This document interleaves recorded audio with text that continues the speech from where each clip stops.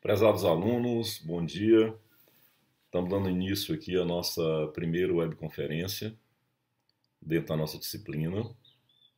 Nós vamos realizá-la a partir desse vídeo, onde eu vou abordar o que é o método científico, trazendo algumas questões para reflexão de vocês, e que em seguida ao vídeo eu estarei disponível aqui no ambiente do Blackboard, do Collaborate, para esclarecer através do bate-papo dúvidas e debater assuntos que vocês considerem pertinentes.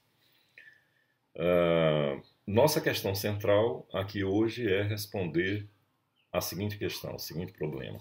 O que é o método científico? O que, na essência, constitui o método científico? Como é que nós podemos distinguir o método científico da simples opinião, do senso comum? Duas razões são importantes de serem apresentadas para caracterizar o que distingue o método científico do senso comum.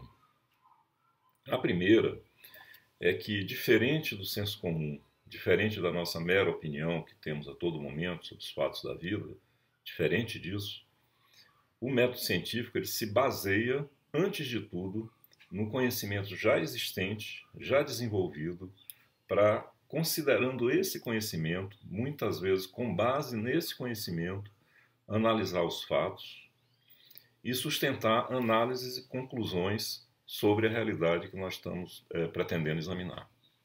Essa é a primeira questão. O método científico exige que o pesquisador não apresente simplesmente o que acha, né? Não se trata de um achismo. O pesquisador necessita entrar em contato, ler, estudar o conhecimento existente sobre aquele assunto, formar uma opinião sobre aquele assunto a partir do conhecimento existente e, considerando esse conhecimento existente, se organizar para analisar o objeto que pretende analisar na sua pesquisa. Esse é o primeiro traço que distingue já de início o método científico de emissão de uma opinião ou uma fala qualquer de alguém sobre um assunto. Mas há uma segunda razão, um segundo fundamento que distingue o método científico da mera opinião ou das coisas que nós pensamos e falamos baseados apenas na nossa experiência e no senso comum. Essa segunda coisa é que o método científico exige que um trabalho científico apresente claramente todos os passos que deu para chegar àquela conclusão. É preciso apresentar que conhecimento foi consultado, de que maneira foi trabalhado, que elementos foram escolhidos desse conhecimento existente ou com base nesse conhecimento existente para organizar a nossa própria pesquisa, todo esse procedimento, de que maneira nós realizamos os nossos procedimentos de observação, todos esses procedimentos precisam estar transparentes, claros no trabalho científico, para permitir a qualquer leitor de um trabalho científico saber exatamente os passos que o autor seguiu para chegar àquelas conclusões. E aí poder discutir, questionar, criticar, desenvolver outros trabalhos, tendo essa referência. O que, quando comparamos com a situação de mera opinião, não é assim que acontece. Não é? Porque não há essa transparência nos fundamentos e nas razões que nos levam a emitir uma mera opinião. Eu vou tratar, ainda aqui rapidamente, por conta da dinâmica de tempo que nós temos, das principais etapas que compõem uma metodologia científica.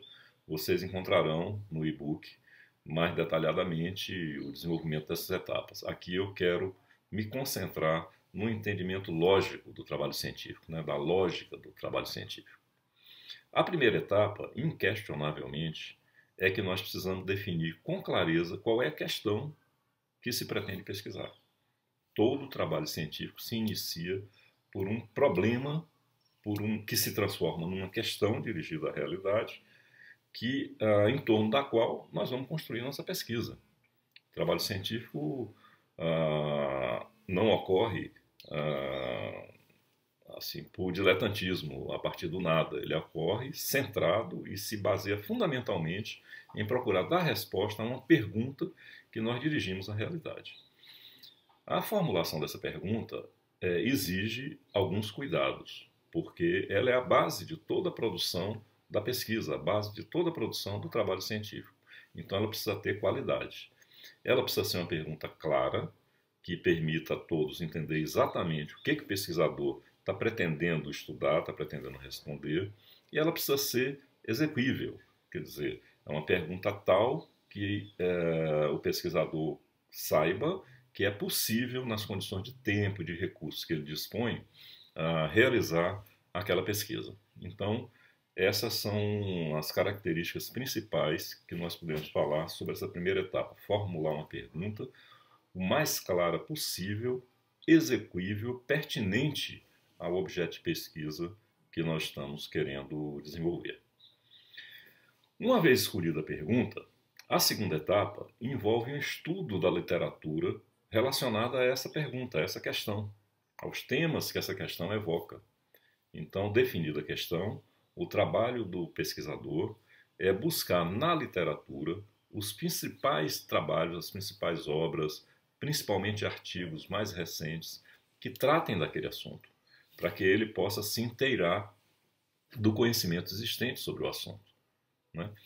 Estudando, mergulhando nesse conhecimento existente, o pesquisador se põe na condição, na possibilidade de escolher que aspectos da realidade, do ponto de vista da ciência existente sobre aquele assunto, são mais interessantes, mais ricos para serem examinados no problema específico que ele quer analisar.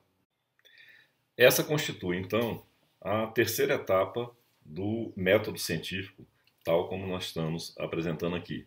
A definição do conjunto de variáveis que nós vamos utilizar, que o pesquisador vai utilizar, para analisar o objeto empírico da sua pesquisa. Essa etapa, frequentemente, nos manuais de metodologia, é chamada de construção do modelo de análise, mas, na essência, se trata disso: definir quais são as variáveis que nós vamos utilizar para examinar o nosso objeto empírico de pesquisa. A quarta etapa, observe, uma vez definidas as variáveis que vão ser aplicadas, estudadas no objeto empírico que nós escolhemos, né, indicado pela nossa pergunta, uma vez escolhidas essas variáveis, nós estamos em condições de definir que informações da realidade, do objeto empírico nosso, nós precisamos recolher para poder analisar o comportamento dessas variáveis, né? Então, essa é a etapa, estamos então na quarta etapa, de observação da realidade, mas é uma observação direcionada. Direcionada por quem? Direcionada pelas variáveis que nós escolhemos pregressamente.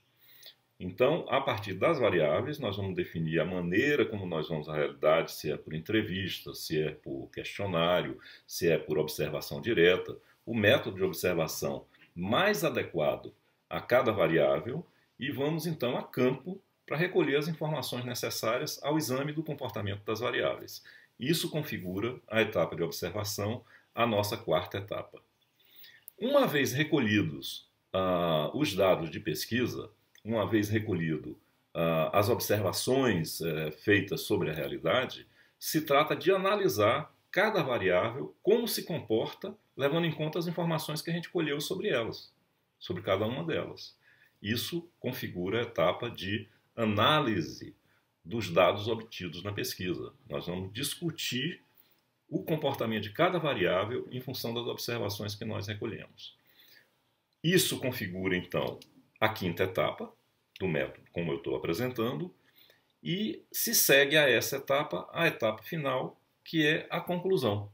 A conclusão de um trabalho científico, de uma pesquisa, significa, baseado na análise que nós realizamos, com base em si, nas observações que discutem as variáveis, baseado na análise, nós vamos estabelecer, então, nossa conclusão, levando em conta diretamente a pergunta que nós fizemos na nossa pesquisa. Nós vamos responder a nossa pergunta de pesquisa.